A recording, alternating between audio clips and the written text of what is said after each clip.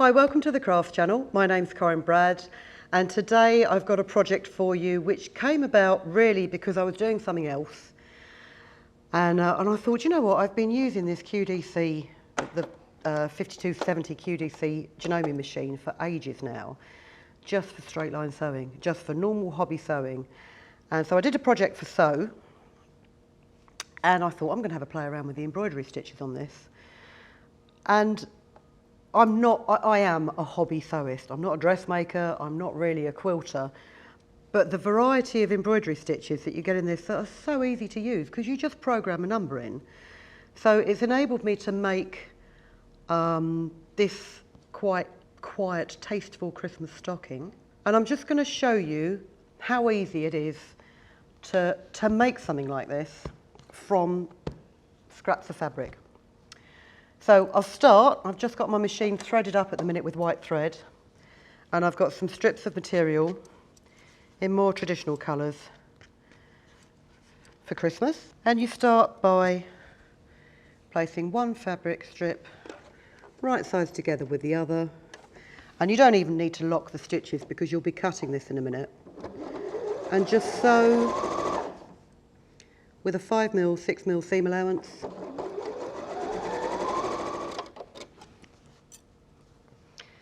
And then fold it out and finger press. And normally what you'd do with any kind of patchwork project is you'd finger press the seam or the seam allowance to the darker shade of fabric. Now to me that strip of dark blue is a little bit too thick, so I'm just going to use my gridded ruler, and before you cut it, remember you need to add another 5mm seam allowance. So rather than cut it to 1.5 centimetres wide, I'm going to cut it 2 centimetres wide. And then stitch it to my next piece of fabric. And again, I'm just going to fold that seam allowance to the darker shade.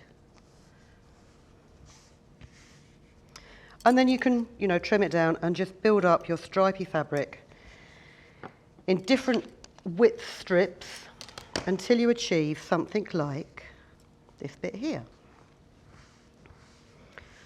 which is, these are Riley Blake Liberty Merry and Bright collection fabrics. So they're like the traditional designs from Liberty. And they are actually quite, I've got no green in this, I do have greens in the range, but I quite like this red, white, blue and gold design. And all I've done is I've pressed this, I've pinned it, and then I've top stitched it to a piece of lightweight quilt wadding, and I've just top stitched it every couple of, or every sort of 3 or 4 stitches just to hold it together, because what I'm now going to do is I'm going to cut a stocking shape from it. Now there'll be a template for this stocking in the description below. I'm going to put this on my piece of fabric, and then normally I'd use a brown pencil. What I'm going to do actually, a brown pencil? Not a brown pencil at all. A black pencil. I'm actually going to use a gel pen, a white gel pen, just so that, because I'm marking on the right side of the fabric, which is something I rarely do, I just want to make sure that when I finish this project, any of the markings show that it is at least in white and it's not in an ugly black, so that you can cut it out. And I'm going to cut it out with a larger than normal seam allowance. I'm going to cut it out with about 1 centimetre seam allowance, and you'll see why in a minute. I haven't cut the top off. That's deliberate that I haven't cut the top off because I will be turning that in on the top of the stocking. But now what I'm going to do is I'm going to embroider it. So I'm going to make a change from my normal run-of-the-mill white thread, and I think I'm going to use a red, a nice bright red that will show up against the fabric.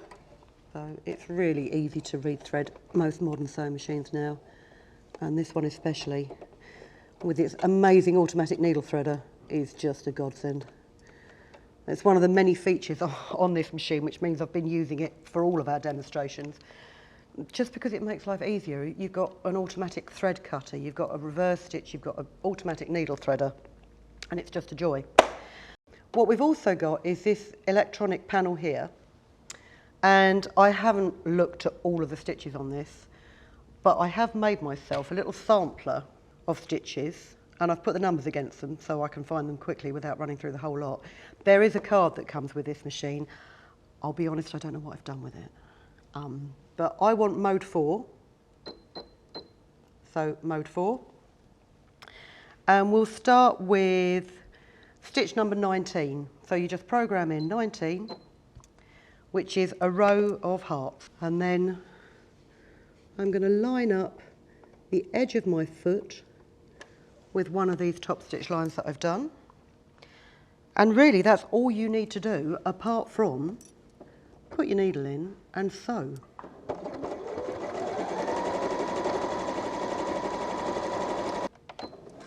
To the end. So you've got a nice little row of hearts in red thread on that blue background. And that's the main reason that I've left an extra big seam allowance, to make sure that my stitching can go right to the edges, so that when I join it together, there's the stitching is there, it's visible. So I'm going to pick another stitch, number 25.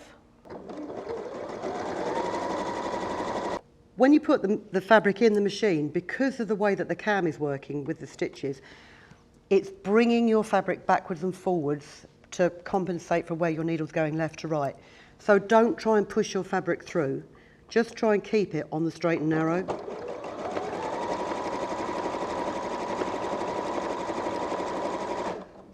And provided your feed dogs aren't clogged up with too much lint, and your foot pressure is okay, and your fabric is quite level and you haven't got lumps and bumps in it, the machine will keep it parallel. And then when you reach the end, automatic scissors to cut it off. And there you have your tendril design. So I'm just going to show you one more, which is number 47, which is a leaf design, which I really like. And I'm going to do the leaf design on a gold piece here.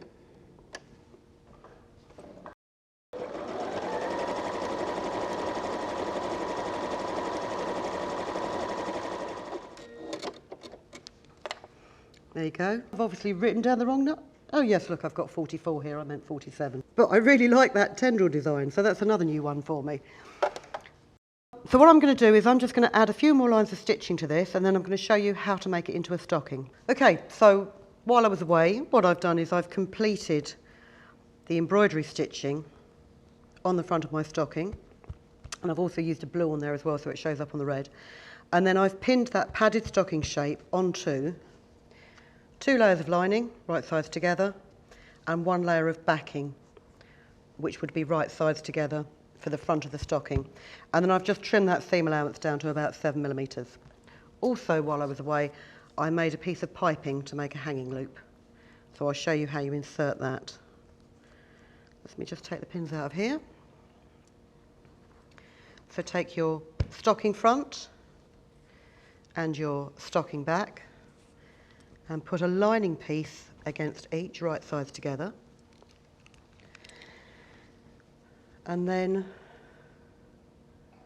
stitch the top of each lining piece to the top of the front and back.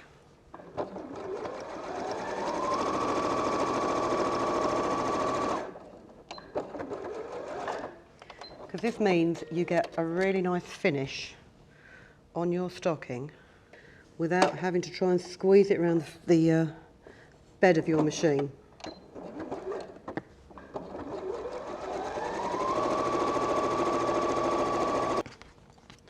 Just finger press that lining seam, and on this I'd finger press it actually on the lining side so that you haven't got too much thickness. Actually, what I am going to do is just trim away some of that wadding, just so that the top of the stocking lays a little bit flatter. So there's your front with lining, there's your back with lining, And I'm just going to pop your hanging loop. I'm just going to quickly stay stitch that to the top of the back of the front of the stocking. And this is what people mean when they say on a pattern, match up raw edges. This loop, when it's turned the right way out, will extend out from your stocking. But if you stay stitch it the way that you think it's going to be, you're going to end up with a raw end on the front. So you need to match up your raw edges. And then you lay one stocking over the other. You match up that seam, like the top seams.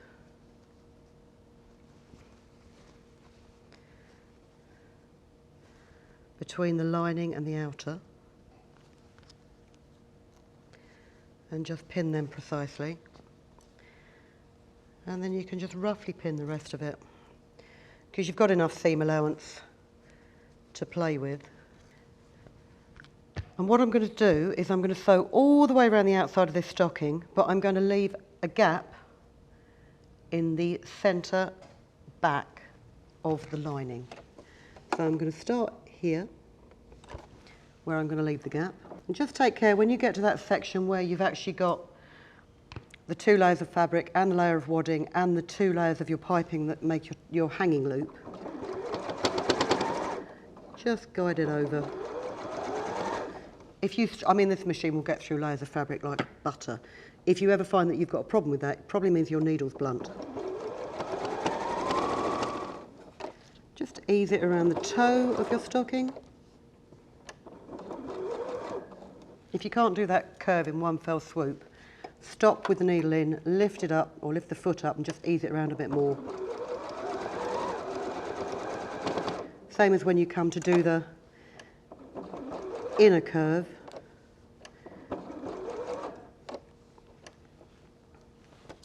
Just want to make it as smooth as possible so it's not angular.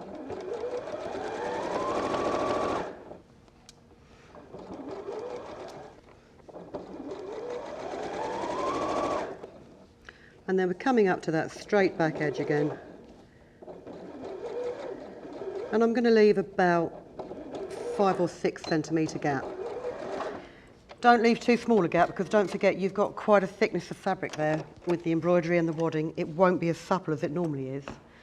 But what I would recommend you do before you turn your stocking the right way out is if you finger press that gap and then just cheat with a little bit of dry glue stick. I say dry glue stick, I always call them a dry glue stick. They're obviously not dry, otherwise they wouldn't glue or stick. But it's not a liquid glue, it's a stick glue. And just finger press that down, because what that does is it gives you a nice straight edge, and sometimes when you turn things out through the gap you risk fraying that gap, and then when you try and close it, it doesn't look very neat. I wouldn't worry too much about clipping the outer curves, but I would just clip this front of the ankle, like so. Pop your fingers inside the gap and grab the farthest point, the toe of your stocking, and push it all the way through, like so. As you can see, your hanging loop is now sticking out the sides and all raw edges are hidden. And then, as I say, with the lining, don't worry about turning that out too much. Just pair up your folded glued edges. And I tend to line it up to the inner line of my foot, and then I move, I don't know if you can see the needle moving here, I move my needle across to the right so that I get a nice top stitch close to the seam, and that just closes up the seam on the inside. Just trim away that little bit of thread there.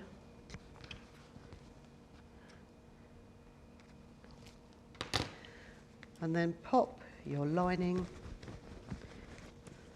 inside your stocking, and this is why I say you don't have to worry too much about pushing that lining out fully, because you're only going to push it back in the opposite direction. when you come to pop it inside the stocking. Now this is just a miniature version, really for decoration more than anything. If I thought about the logistics of pushing the lining in properly, I might have made a stocking that I could fit my whole hand inside, but you know, we live and learn. And there you have it. Now there's also an alphabet on this 5270 QDC machine, which I haven't had the opportunity to play around with. But that, I'm sure, will be a project for the future. But in the meantime, I do think that just these nice embroidery stitches, you know, the swirls, the accidental swirl, I shall call that in future. I quite like that one. The tendrils, the flowers, the leaves. There's a whole host of stitches on here. I've not even explored all of them. But for someone like me that has never really considered machine embroidery in any way, shape or form, this is a great little sampler project. And it's a great project for Christmas. So I hope you like that. I hope you'll come back and see us again very, very soon, because we've got lots more Christmas ideas over the next few weeks, maybe even few months. If you subscribe, you'll get a notification when we upload a new video. So it'll be good to see you then. But in the meantime, please keep safe, and thank you very much for watching. If you've been inspired to create, please share your makes with us in the comments section below. And if you've enjoyed videos by the Crafts channel, hit the like button. Want to see more of us? Then click subscribe. See you next time.